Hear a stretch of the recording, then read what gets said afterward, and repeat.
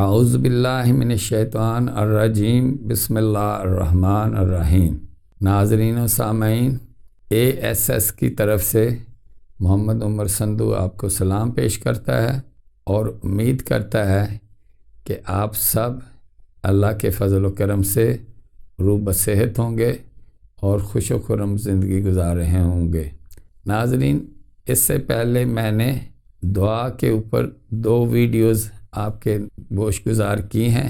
امید ہے کہ آپ ان کے لاجک کو اور ان کی اصلیت کو اچھی طرح سے جان گئے ہوں گے اور مجھے آپ کے کمنٹس کا بھی انتظار رہے گا۔ آج کی ویڈیو جو ہے وہ باطنی دعا کے حوالے سے ہے، یعنی انسان جو ہے وہ اپنے دل میں، اپنے باطن سے اور اپنی ضمیر کے لحاظ سے جو دعا کرتا ہے وہ باطنی دعا ہے۔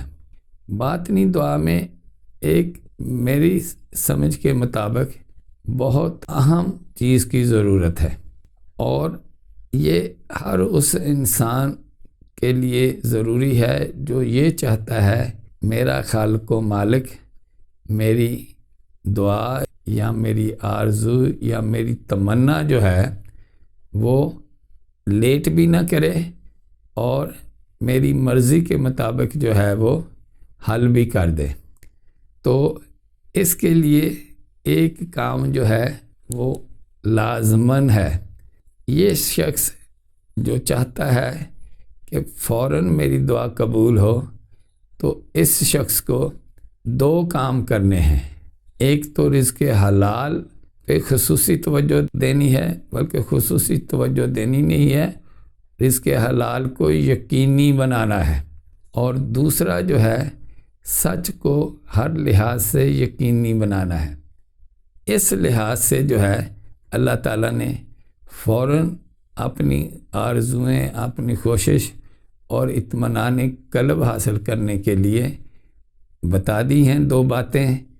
اب یہ ہر انسان کے اوپر ہے کہ وہ کس حد تک رزق حلال کھاتا ہے اور کس حد تک وہ سچ بولتا ہے۔ اسی لحاظ سے اس کی دعا جو ہے اسی لیول کے لحاظ سے قبول ہوگی۔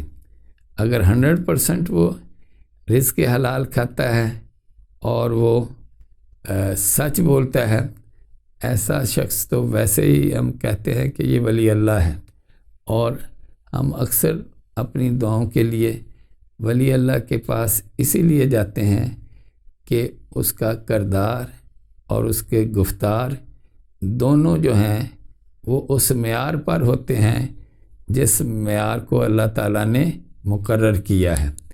تو لہٰذا ولی اللہ اگر چاہتا ہے کہ اس شخص کی بھلائی ہو یا میں اس کے لیے کوئی دعا کروں، اور ہم دیکھتے ہیں کئی ایسے مواقعوں پر پیروں کے مرید ہوتے ہیں اور اپنی اس طرح سے ان کے واسطے سے، ان کے طفیل سے دعا کرواتے ہیں، اور وہ اللہ پاک کے ہاں دعا کرتے ہیں اور اپنی جو ہے وہ آرزوئیں پوری کرتے ہیں۔ تو اس سے بڑھ کر یہ دیکھیں نا، ایسا شخص جو ہے وہ دوسرے کا احسان لیتا ہے۔ وہ ولی اللہ یا وہ پیر، وہ فقیر جو اتنا اللہ تعالیٰ کے ہاں قبول و منظور ہے، تو یہ شخص خود کیوں نہیں ایفرٹ کرتا؟ اس نے ضرور حرام کھانا ہے، اس نے ضرور جھوٹ بولنا ہے، یہ حلال کھائے، یہ سچ بولے، تو یہ خود اس ولایت کے مقام پر پہنچ جاتا ہے۔ اور وہ ذات جو ہے وہ تو ہمارے دلوں کو، ہمارے اندر کی کیفیت کو خوب جانتا ہے۔ یہ ہماری اپنی غفلت ہے یا اپنا نکما پن ہے کہ ہم اپنے آپ کو تو ٹھیک نہیں کرتے، جو ٹھیک ہیں ان سے جو ہے وہ دعائیں کرواتے ہیں۔